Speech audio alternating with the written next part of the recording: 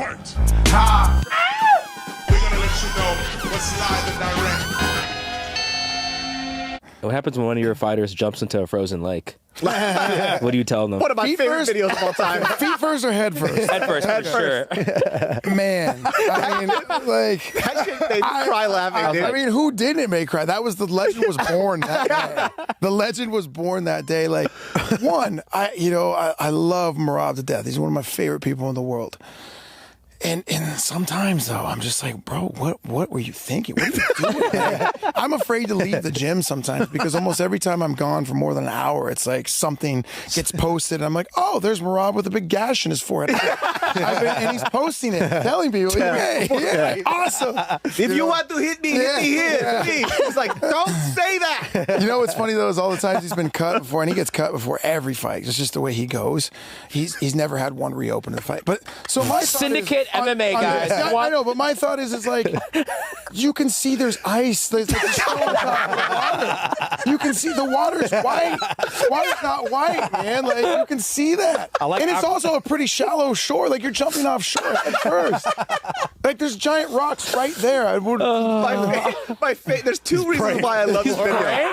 Like, hopefully there's no Look how shallow it is. Like, why would you? I mean, So good. The reason why this video is like my favorite is because number one, he posted it himself. Yeah. Number two, when he gets out, he goes, "You stupid motherfucker." stupid. I mean, he do that. Ties the big bandage around his head and goes on about his day. He's like a living cartoon. Man. He's just he's the best. He's a little Tasmanian devil. How did you find him? Is he early Syndicate or later? So, no, about 5-6 years now. So I think he came to us about the Cody Stamen fight. I don't know when that was, but I think that's when he started training with us. He was coming out to Vegas from Aljo had came out and was, the PI has been a blessing and a curse. It brings a lot of people to Vegas. It brings a lot of shitheads too. But I can see that. Yeah, it's one of those things where we've picked up a lot of good talent, and the guys will just come out because obviously this PI it's a magical place to a lot of people. So I want to come out and see that. So I think Aljo had moved out here, and then Merav, them being buddies, had started coming back and forth. And so I think it was about the Cody Stamen fight. He had started training with us, and he was one of those ones that he came from Cerro Longo, and so he was coming in and. Right off the bat, I liked him. Right off the bat, I was like, all right, this guy's good. And when I like somebody and I know they'll fit, I'll kind of let them make their own decision. He was coming in back and forth, and he was showing up more and more. He was coming to all the practices, but he hadn't made it formal anything. And then just about over a year, he was just like, man, I really like this place. And it was about the Aldo fight where we started working together. And then that's when he was just like, if I could, I'd like to make this my full-time home. Wow. And so he'd moved to Vegas, and then, he's been there ever since. But we've, like I said, 5-6 years. He's been out there pretty much full-time, and just great dude. And I've said it time and time again, I would have never guessed from day one. There's no question his work ethic. Guys, I mean, there's a lot of things that make him a champion. A lot of things. But that work ethic is insane. He is in there morning, noon, and night grinding, outworking everyone, doing what he thinks needs to be done. And that's his mentality of like, I'm going to outwork everybody and I'm going to do it the hard way. And he does everything. He is the path of most resistance guy. Like he is, I will break through this leg. and so he, man, it's been great. When we first started working, it's such a different mindset. Like, I say this, he's got MMA ADD. Like he's the guy where he's like, oh my God, when you're coaching, he's in the corner. When you're showing technique, he's in the corner sparring somebody. Like whatever. That was the way it was at first. When everybody's doing technique, he's just fighting. I'm like, okay. And that was my first impression. I was like, this guy doesn't listen at all. I don't think I can, do this. Not coachable, but and then it was funny because then, like I said, I would come back the next day, and the moves that we were doing the day before, he would start doing them pretty perfect. Wow. I was like, you weren't paying attention at all. What are you like? And so then when we started working and doing privates and getting one-on-ones, the same thing. I'd be like, okay, Merav, we do it this way. And he's, Merav, oh, yeah. Okay, got it. Not paying attention at all. And the next day he would come back and spar and hit everything perfect in sparring. Wow. He would everything you would teach him, and I swear to God, the dude wasn't even looking at me half the time. You know, I'm like, what are you watching? Like, what are you doing? And his mind learns different.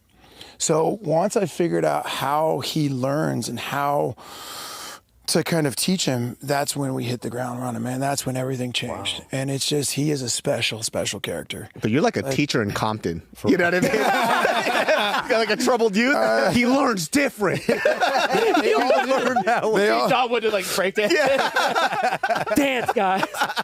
That movie, Dangerous Minds, was about me. That was about me. You know what? As a documentary, they had to change it and make her a woman, so it wasn't so, to be woke and everything.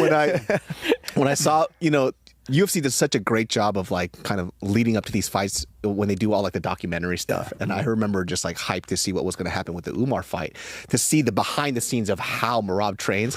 And it's like he's carrying his friends up a hill. I'm like, this is some Rocky shit. And he does that. That's real. That's not a gimmick. Like, he's up there running with trees on his fucking back, like climbing trees. Like, he did a video for that where he climbed to the top of this like dead tree. And I'm like, that could break any moment and we could fall off and die. He almost fell off a cliff multiple times. He'll run down a jagged, rocky like side of a mountain. I'm like, dude, just. But the trail right here. It's him. Yeah. It's him. So you got to let him do it. But that camp, oh my God, that was like. I wish people could have seen how bad that one was behind the scenes. Oh, why? It was terrible. Injuries? Injuries, infection, short notice. He had a busted hand. He had, like I said, his leg was gashed open. He had staph infection all the way into the fight. And he kept telling everybody. Remember that was news. Yeah. Was that during CJI too, where like he fought a fan? Or was that the same time? It was around that. His fan fight, I can't keep up with his fan fight anymore. Like, he's constantly. You're like, which one? Yeah, he's settled down. But man, I've seen, like, that's one thing about them Georgian boys and him. They are just down. They are loyal and they are down, and they do not like to be disraped. Oh, he scruffed that guy's head like a little baby. Yeah. He needed that. There's so many stories I could tell you, but I won't tell you. But like, you would be like, oh my God. He's not the guy. Yeah, no, he's not the guy you want to mess with, man. He will come after you, and he will make sure that you respect him. I was listening to an interview. You were talking about he had this identity of him not being a finisher. Yeah. Right? And then leading up to the camp, you're like, hey, look for the finish, look for the finish. Yeah. Have you seen a change after the O'Malley fight? And like, mentally, is he just trying to finish everybody in the gym now? Just going for sub after sub. Here we go. It's one of those things. Oh, dude. And that was part of the thing, is once you, like, he was really had it built into his mind. He's a grinder. And when Merav thinks a certain way, he's going to stick with that. So it took that wasn't just for that fight. I've been telling him for years, like, working on that. Hey, dude, if you start looking for these submissions, you're probably going to get them. There's a point in time in every fight, the guys are just like, man, I don't want to be here anymore. I'm sick of this shit. Get off. And they might not be thinking that right off the bat, but subconsciously they're like tired of being there. Yeah. They're tired of you being on them. There's spots. And I went back and like broke down some fights. I'm like, look, here. We could have a simple this, a simple that. You either get the sub or you make him go to a worse position. But there's going to be times where if you just go for it, you're going to get it. And you start trying. Like, we could have subbed Henry, no problem. We could have subbed. Jan is a tough dude, but like there was moments and opportunities, in that fight. The first fight with O'Malley for sure could have subbed him. Like there's opportunities here where I think he wasn't looking for them. He was just having fun. And we got him in there and I just started forcing him. I need you to start just doing this. And it was one of those things, when it clicked, it just clicked. And then once that happened with O'Malley, like I said, he's a whole different guy in the gym. Wow. His stand-up is just as good. Like, he is... It's kind of crazy to see a fighter at his age still evolve exponentially. Yeah. Well, yeah. That's the craziest thing for me. I've got a world champion here who's arguably one of the best in his division that's ever been. Yeah. I don't even think it's arguably. To me, he's still, yeah, but if I don't say that, I get shit for it.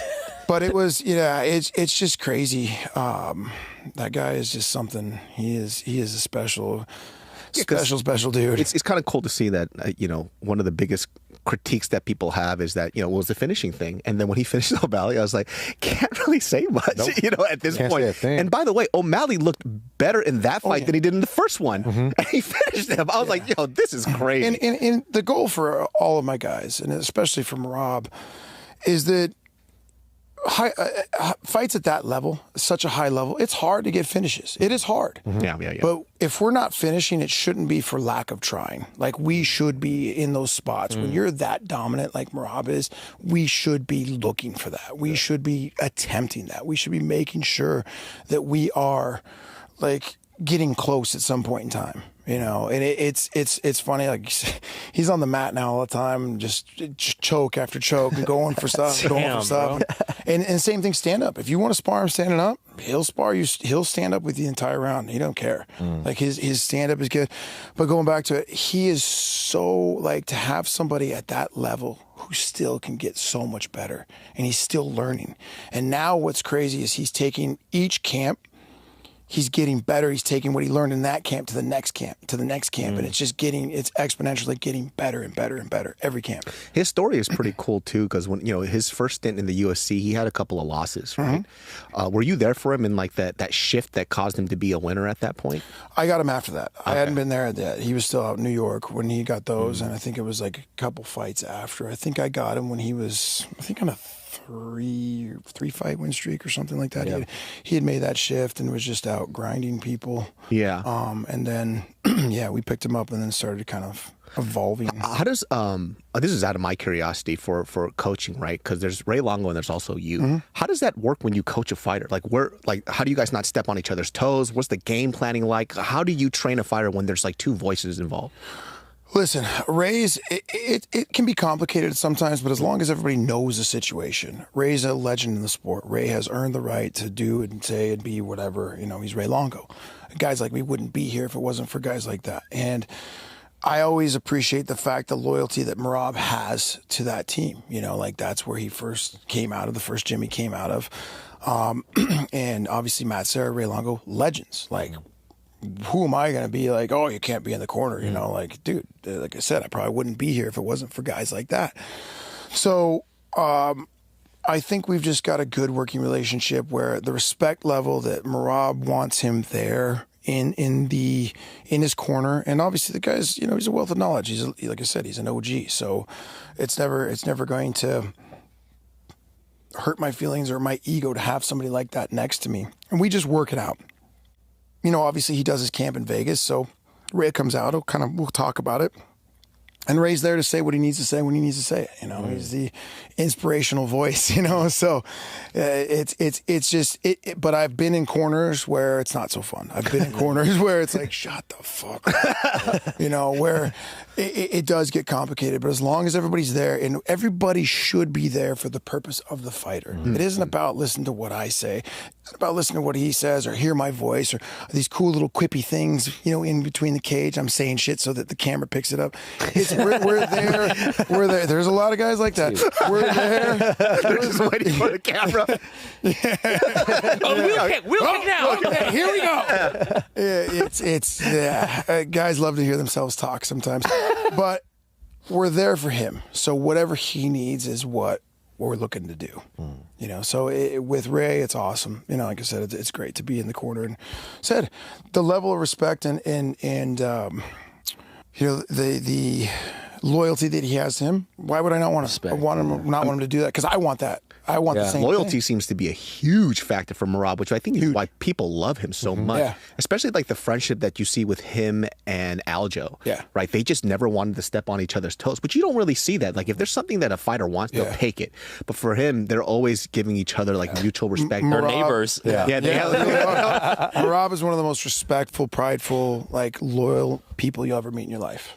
And so he wouldn't, like, you couldn't pay him enough money. I think he would retire before he fought Aljo. Wow. And there was a point in time, too, where I had to tell him, hey, dude, shut up about the Aljo thing. They didn't even ask you about that. You guys created that thing because you said in an interview you would never fight him. They didn't ask you.